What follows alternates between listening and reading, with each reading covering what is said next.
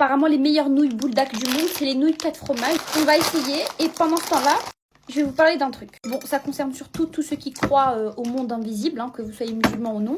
Mais je suis sûre qu'il y a plein de gens qui savent pas ça, donc écoutez.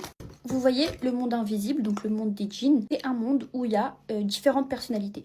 Par exemple, vous pouvez aussi avoir des bad boys chez eux. Vous avez des djinns vengeurs, vous avez des djinns bienveillants, gentils, vous avez des djinns musulmans, chrétiens, juifs, vous avez des djinns séducteurs, impulsifs, vous avez des djinns... toutes sortes de personnalités, un peu comme dans notre monde, ok? Eux, ils sont dans leur monde et nous dans le nôtre. Mais si on leur porte atteinte, genre par exemple, moi là, quand je vais finir avec mes nouilles, quand j'aurai fini avec l'eau bouillante, si je la jette comme ça à même l'évier, il se peut que je brûle, je sais pas, par exemple, un petit enfant djinn. Donc supposons que je lui brûle un peu l'épaule, et là, il y a sa mère à côté, sa mère très bienveillante, très gentille, elle le pousse un petit peu, et voilà, genre, ils m'ont pardonné, voilà, ça se fait souvent, voilà, on tombe sur un djinn gentil.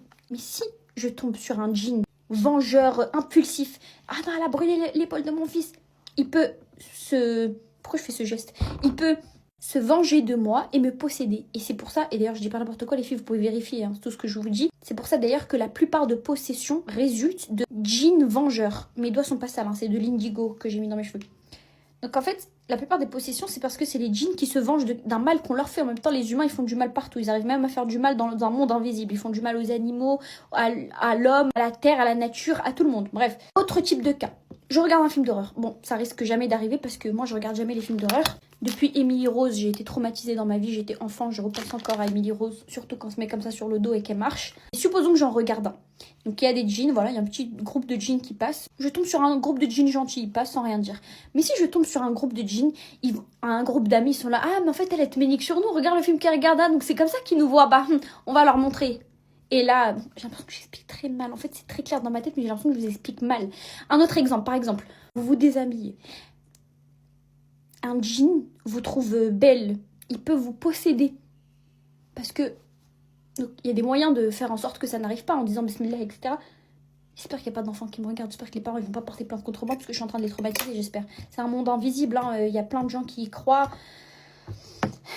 Les enfants, si vous passez par là, je parle d'un dessin animé qu'il faut surtout pas regarder. Non, en fait, il faut pas dire ça.